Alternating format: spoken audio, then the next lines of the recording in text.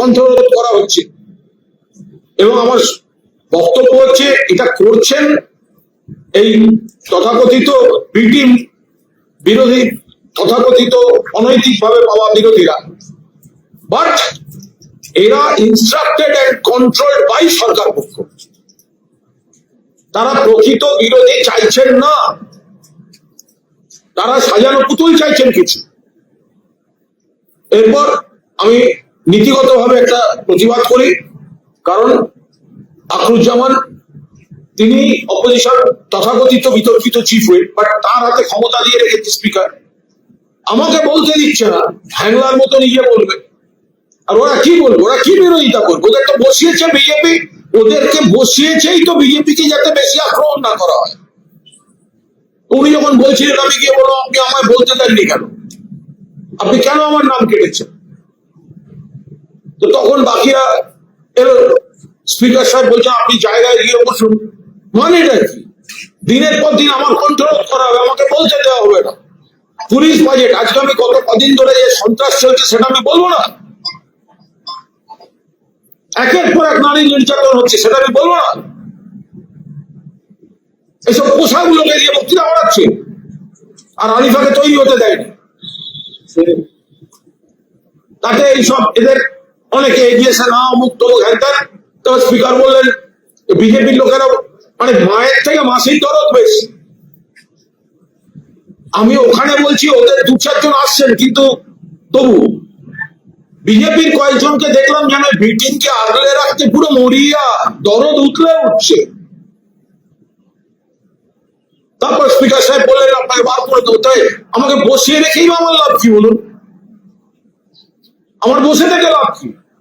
আমি বক্তা, এবং আমি মনে করি আমি খুব একটা খারাপ বলি না। আমার দলনেতা আমার নাম দিয়েছেন, আমরা সবাই ভাগ করে করে বিভিন্ন বিভিন্ন বাজেটে আমরা বলছি। এই নয় যে প্রত্যেকটা বাজেটে আমার নাম দিচ্ছেন, একটা বাজেটে আমার নাম দিয়েছে কেটে দেবে, গুন্ডা দমন বিল কেটে দেবে, সেন্সিটিভ ইস্যু বলতে দেবে না, পোষা লোকগুলোকে দিয়ে বলাচ্ছে। তারপরে স্পিকার বলেন পার করে দিতে। তারপর তো মার্শাল এবং তার বাহিনী মিলে আমাকে ধাক্কা দিতে, ঘিরে চ্যান্ডোলা করে বার করল। এটা গণতন্ত্র? বক্তাকে বলতে দেবে না, এমএলএ কে বলতে দেবে না, তারা তাদের কাছ থেকে আমরা গণতন্ত্র শিখবো? আর প্রতিবাদ করতে গেলে চ্যান্ডোলা করে বার করে দেবে, গায়ে হাত দিচ্ছে। এসব করে আমাদের কন্ট্রোল করা যাবে না। আমি কি অপরাধ করেছি? আমি নির্বাচিত বিধায়ক, কিন্তু আমায় বলতে দেওয়া হবে না। কেন আখরুজ্জামান বলতে দেবে না? আমি ওর ফিসফিসানি শুনে কি করবো? আমাকে অমুক বারণ করেছে, আমার সঙ্গে তোমার ঝামেলা নেই, সব ন্যাকামি শুনে আমি কি করবো? আমাদের তরফ থেকে কে বলবে সেটা তো আমাদের নেতা সৌমেন্দ্র চট্টোপাধ্যায় নাম দিচ্ছে, ওরা কাটায় কে? বলছে বাকি নাম নয়, একটা নামে ইনস্ট্রাকশন আছে, একদম ওপর থেকে ইনস্ট্রাকশন আছে, একে বলতে দেওয়া যাবে না। ভাবুন, ওপরটা কে? ওপরটা কে? চাটন নাকি চাটনের রাজনৈতিক বাবা? এই ওপরটা কে? ফলে আমরা এর পার করে দিয়েছে, সাসপেন্ড করেছে শুনেছি। আর আমাদের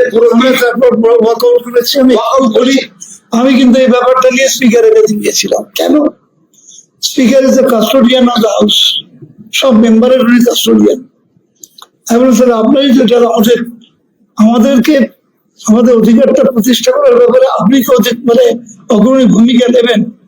যে আমি যে নামটা দেবো সেটা তো বাইরে যেতে পারে না, যেতে পারে না। আপনি আমাকে একটা আলাদা ব্লক দিয়েছেন, আমরা ওদের সঙ্গে বসে নেই, আলাদা ব্লক আমাদের আলাদা অস্তিত্ব। সেখানে আপনি আমাদের যদি বলতে না দেওয়া হয় তো আপনি তো আমাদের সেখানে প্রোটেকশনটা দেবেন না, সেটা আমরা নিজেরা ঠিক করে নিই। এটা হতে পারে না কখনো। স্পিকারের কাছে গেছি, তার মানে দাঁড়িয়ে যাচ্ছে যে টার্গেট করে নিচ্ছে কাকে বলতে দেওয়া হবে না। তাহলে এটাকে আপনি গণতন্ত্রের মন্দির কি বলবেন?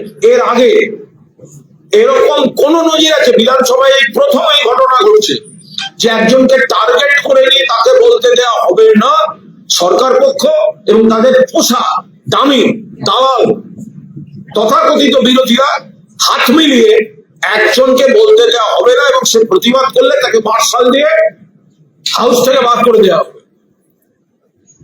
এর তীব্র নিন্দা করছি। আর আরেকটা বিষয় বলে রাখি, মাননীয় মুখ্যমন্ত্রী পুলিশ বাজেট নিয়ে বক্তৃতা শেষ করেছেন। এটা উনি পুলিশ বাজেট নিয়ে বলেননি, ওনার বক্তৃতা শুনে মনে হলো একটা তৃণমূল বাজেট নিয়ে বলেছেন। শয়নে স্বপনে জাগরণে তৃণমূল তৃণমূল তৃণমূল তৃণমূল তৃণমূল, মনে হলো কোনো পথসভায় বক্তৃতা করছেন। এটা মুখ্যমন্ত্রীর ভাষণ নয়, এটা রাজনৈতিক প্রতিহিংসায় ভরা একটি রাজনৈতিক দলের নেতার ভাষণ। মমতা বন্দ্যোপাধ্যায় মাননীয় প্রাক্তন মুখ্যমন্ত্রী, তাকে আক্রমণ করা, আমাদের সাংসদ অভিষেক বন্দ্যোপাধ্যায়কে আক্রমণ করা, গতকাল বিজেপি স্পন্সর যে সমাবেশ হয়েছিল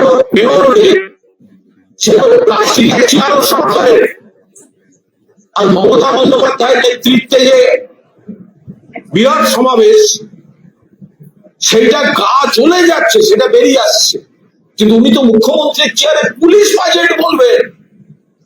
উনি সারাক্ষণ যে শরীরী ভাষা, যে মৌখিক ভাষা, যে চিন্তা ভাবনা নিয়ে আক্রমণটা চালিয়ে গেলেন, তাতে তো দেখে মনে হচ্ছে যে হোম বাজেট নয়, এটা একটা তৃণমূল বাজেট, এটা একটা তৃণমূলের মানে স্বতন্ত্র বিষয় নিয়ে উনি বলছেন।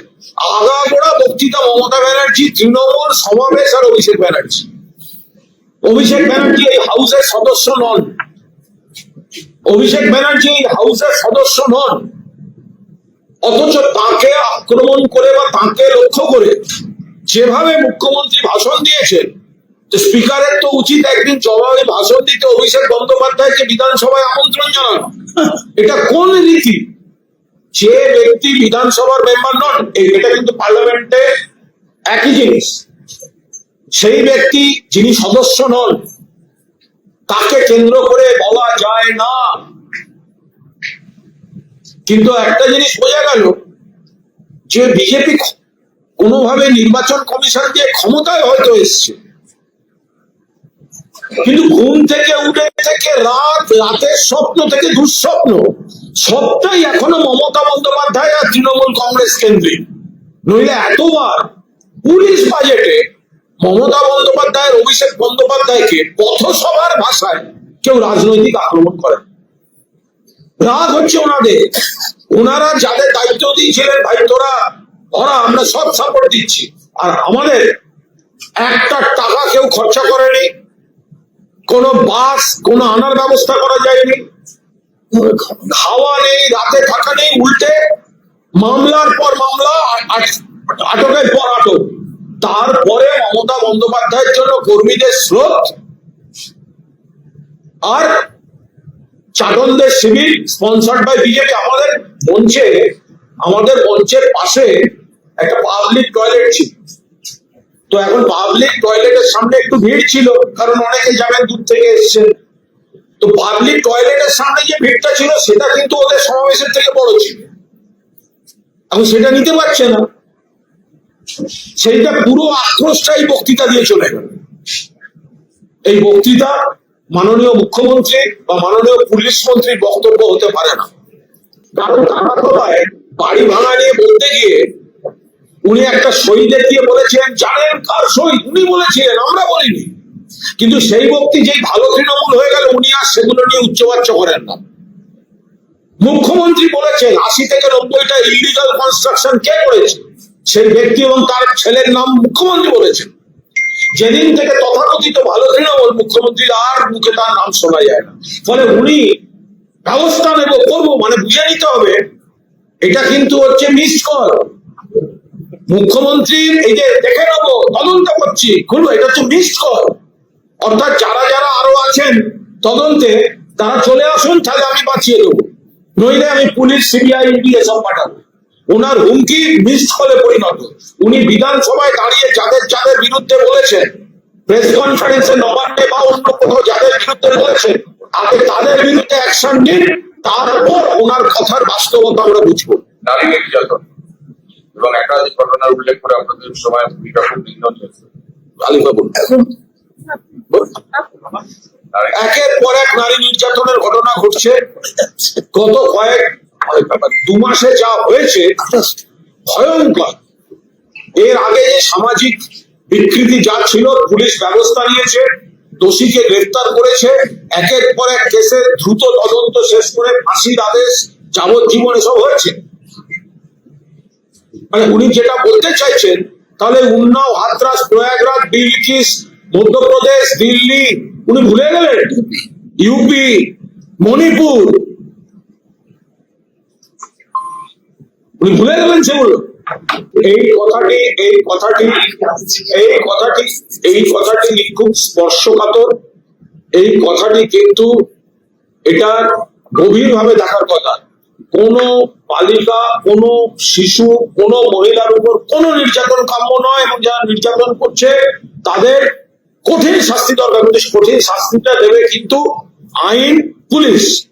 সেখানে যদি এরকম একটা বলা হয়, তারপর যদি দেখা যায় কার ওপর রাগ আছে, একটা এই ধরনের অভিযোগ খাড়া করে দিয়ে তারপরে একটা কোনো অশান্তি করে দিল, এইভাবে কিন্তু ছাড়পত্র দেওয়া যায় না। পাবলিক এটা তো মানে গণপিটুনি, অমুক তমুক ব্যবস্থা পুলিশ করুন। আর ওনাকে উনি সেটা বলবেন কেন? উনি তো পুলিশ মন্ত্রী, ওনার তো বলা উচিত ছিল পুলিশ ব্যবস্থা।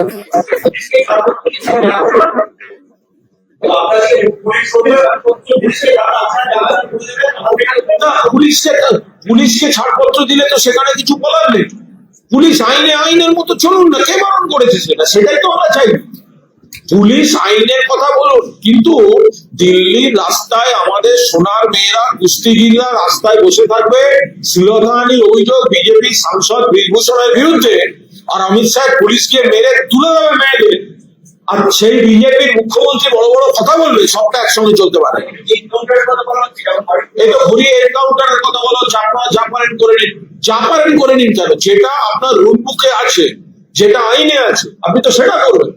আপনি দোষীকে ধরুন, আপনি চার্জশিট করুন, আপনি দ্রুত ট্রায়াল করুন, এবং আপনি শাস্তি দিন।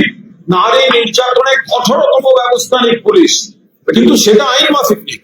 গতকাল মমতা বন্দ্যোপাধ্যায়ের সঙ্গে মনোমালিন্যের পর আজকে সংসদে শ্রমিক ভট্টাচার্যকে দেখা গেছে প্রধান বন্দ্যোপাধ্যায়ের সঙ্গে পরিচিত হবে কথা বলছে। এগুলো কোনো কাজের কথা, কার সঙ্গে কাটছে না। শুনুন, আমি আপনার একটা কথা বলি। আপনাদের কালকে সময় সুযোগ হয়নি, আমি জানি আপনাদের সময় সুযোগ হয়নি। আমাদের সমাবেশটার জনগণ কতটা ছিল সেটা দেখাবার সময় সুযোগ আপনাদের হয়নি।